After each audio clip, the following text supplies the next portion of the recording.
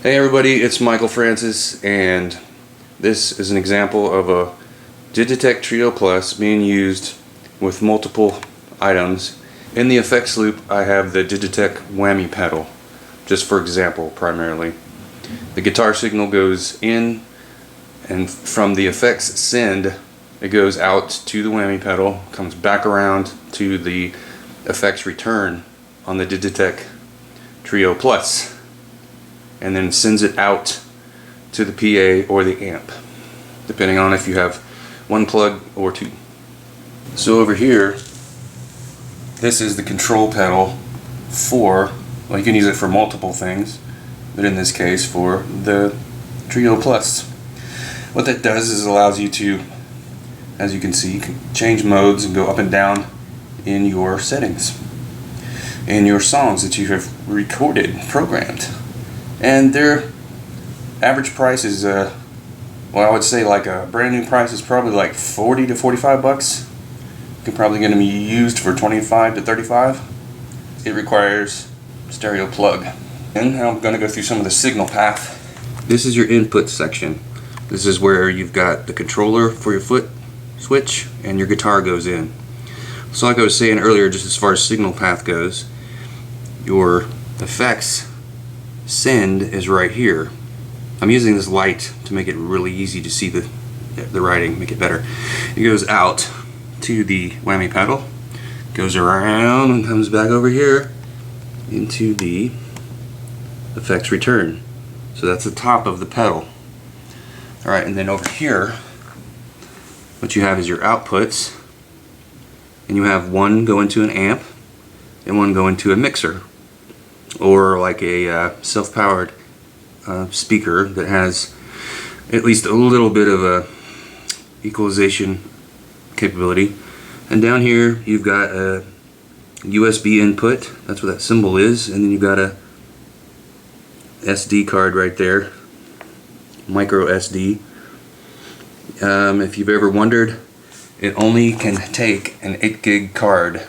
Doesn't make any difference if you put in 8, 16, 32, 64, hike, doesn't matter. It only will use 8 gigs at a time. So you need multiple 8 gig card. On top is where you've got the power, and then you've got the headphone plug and then volume for the headphone plug. Okay, something to consider if you don't have the booklet for this, or lost it or whatever, or didn't realize, if you plug your amp out to your amp, the outline, and don't use the mixer, the Trio Plus is going to automatically adjust to playing through an amp versus a mixer. So if you don't have two different things, don't worry about it. Plug it into your amp, you'll still get all the sounds. It will adjust. Now if you go just mixer out, like to a recording, you're not going to hear your guitar. You're only going to hear the bass and drums. So next I'm going to go ahead and record a song using this. In the last section I talked about how you can use just the guitar output to your amp if you don't have a mixer to go to, PA, or a powered speaker that has equalization possible on it. You can just go straight out to your amp. That said, you want to make sure that if your amp is not a full range amp, in other words, if it doesn't have an auxiliary input where it's designed to play full range music from like a phone or MP3 player or a computer, then you do not want to turn your amp up very much until you know it's not going to just ruin it, because bass is going to be come out of there, out of the Digitech Trio, actual bass tones, low frequencies, and if you're using a straight up guitar amp, you could damage it. So you want to make sure you don't turn it up super loud until you know what's going on with it and how it responds. So with this setup that I've got going right here, instead of coming to straight up to a PA, I've got it running to my high input on my amp, because the input signal from this is stronger than a guitar input, so it's going into the high side, and the amp will compensate for that stronger signal. And of course I can adjust the volumes here anyway. but I'm going to do it that way. And then the guitar out is going into the low input on my amp, and it's a Roland VGA7, and it's designed for full range tones, bass, guitar, drums. It doesn't matter. It can handle it. All right, so I'm going to do a song, a mellow song, one's from the series. When you are playing your notes that you want this thing to play for your bass, you're teaching it what the pattern is. G, F, C, A, B, whatever, it doesn't matter. You're teaching it, and it's gonna play a bass part that coincides with those notes that you play. So you want to be super generic, simple when you first play. If you're not playing live, the best thing to do is not even play chords. You want to keep this as simple as possible. 1, 2, ready, and 4, 2, 2, 3, 4, 3, 2, 3, 4. You want to make sure the one of every measure is pretty obvious.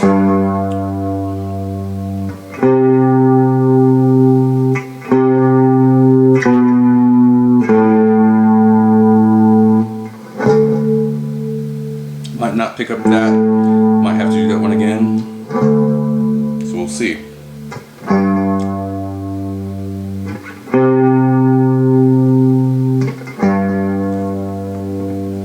And that's the part you want to hit the first note of it, like that. You want to hit the first note of the song again when you come back around.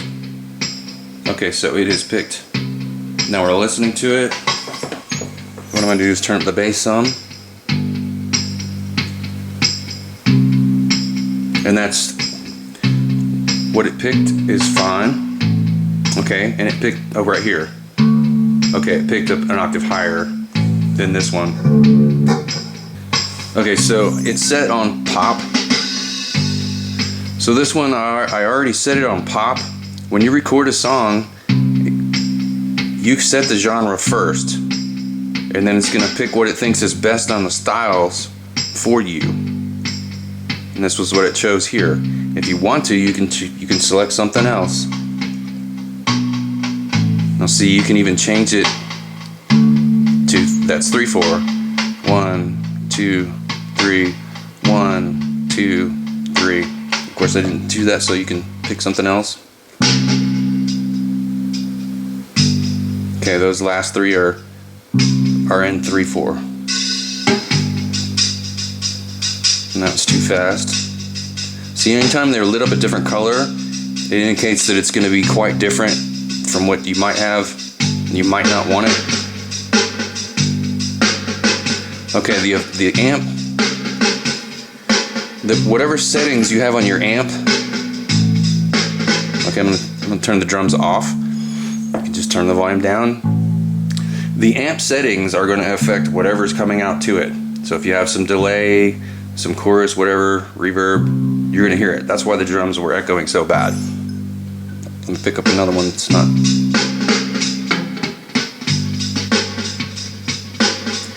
Okay, and this alternate time, this is alternate time. You hit that, it's either gonna go twice as fast or twice as slow. And I want this one really simple.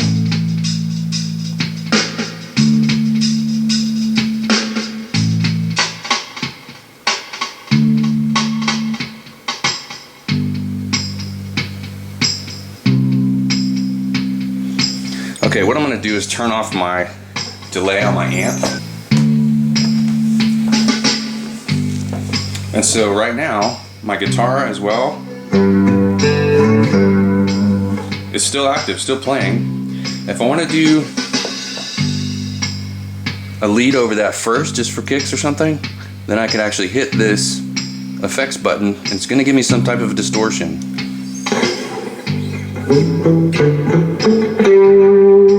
It's a little bit of overdrive. Alright, so now I'm going to hit this again. It's going to be even more overdriven or distorted.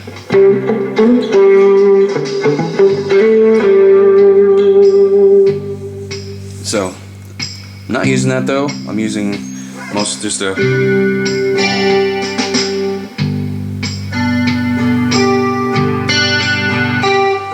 I'm going to use a mellow sound.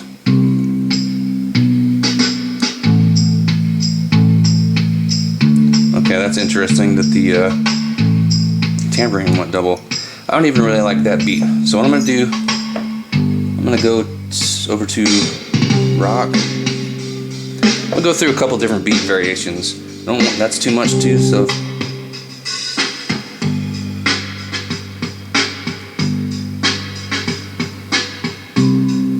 okay, that's on R&B.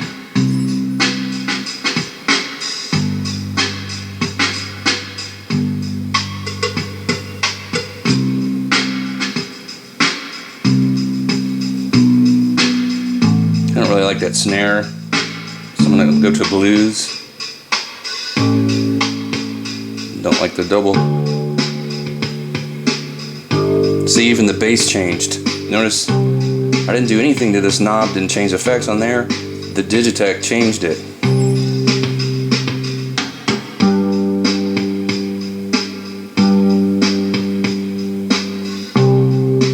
Okay, I don't like that either, so I think I'm gonna go over to folk. Let's go way around.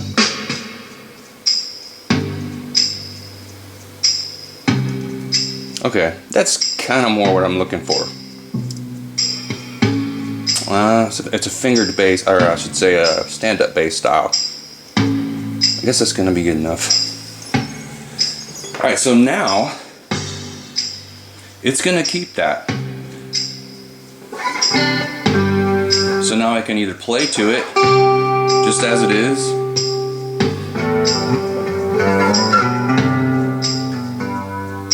I'll turn my guitar down some.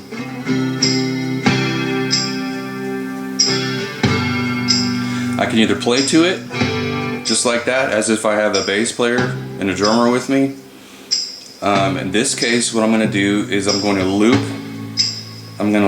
a guitar track behind it, and then I'm going to play some lead over that. Stop the whole thing, hit the looper, and it will start as soon as you start strumming.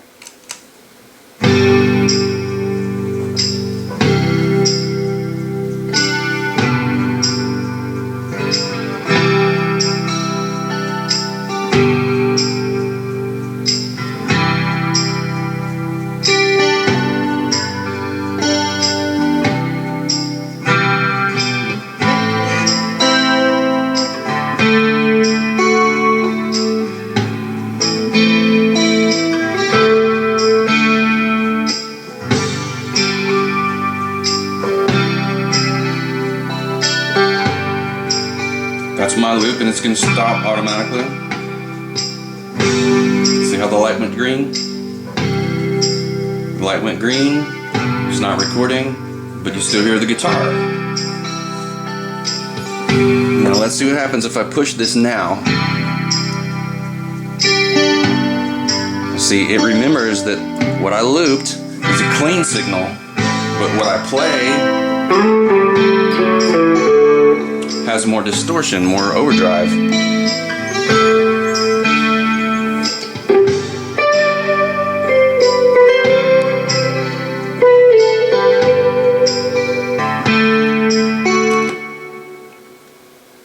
So once you have gotten your sound the way you want to, and this is just the first part, and I'm just going to leave it like that, and I'm just going to go ahead and improv some over this. And let's see, let me check this sound. Pretty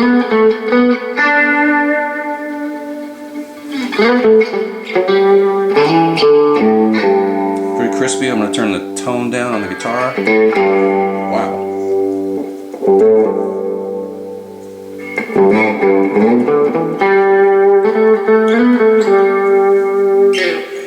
Okay, so the guitar's ready now.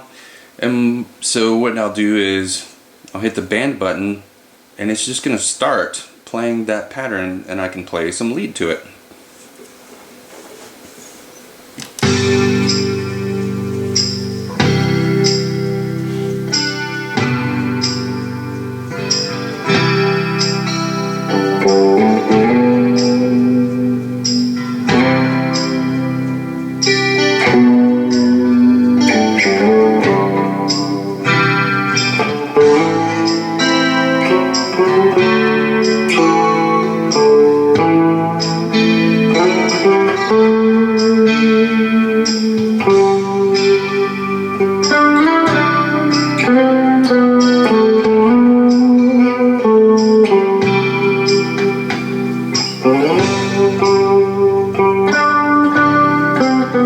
Alright,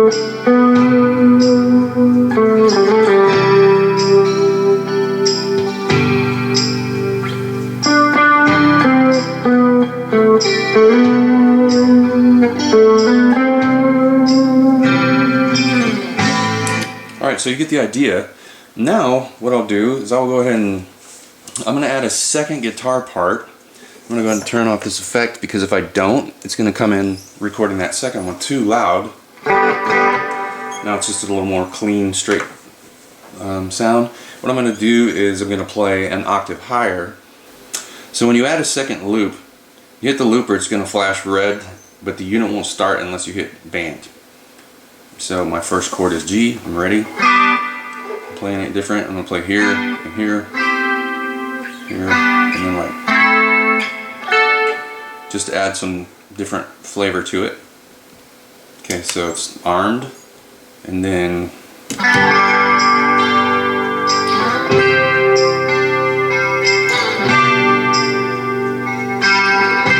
that's basically the introduction.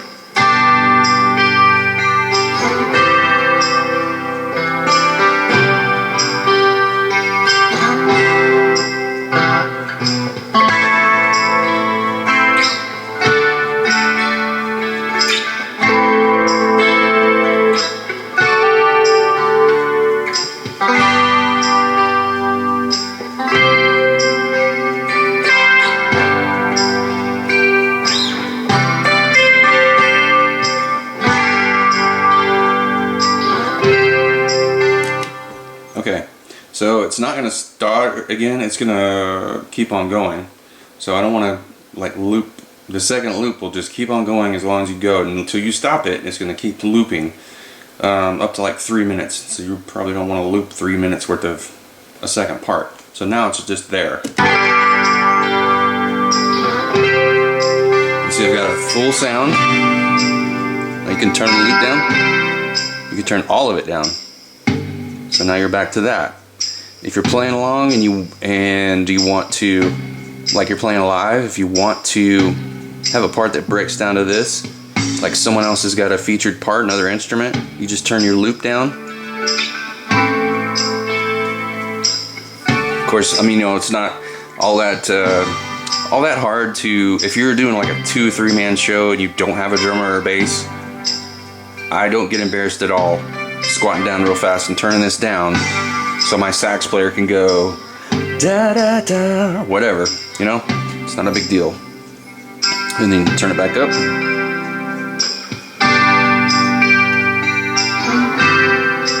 You see, I'm going to try to balance it a little bit. The bass on my amp is not that loud right now. I've got the bass maxed. So I'm turning this down. Even the drums are a little loud. Okay, so what I'm going to do right now, I'm going to go ahead and adjust my amp. I'm going to give it some more bass.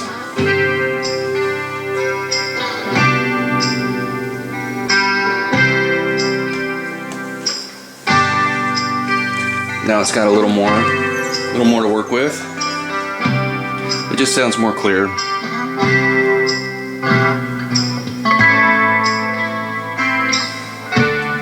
Okay, so all right, there we have that. I'm going to go ahead and play a little more lead over the top, just for a minute, just to give an idea.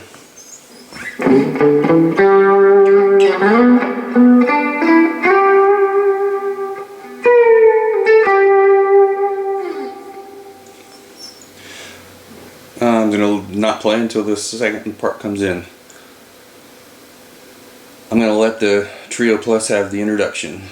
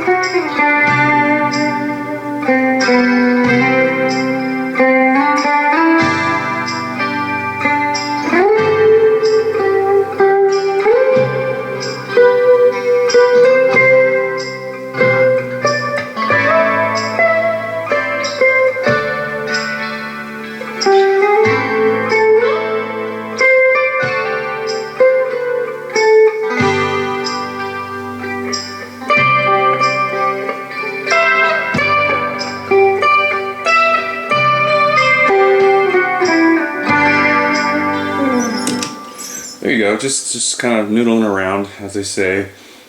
There you go, there's another calm tune with the Trio Plus by Digitech. Thank you for watching.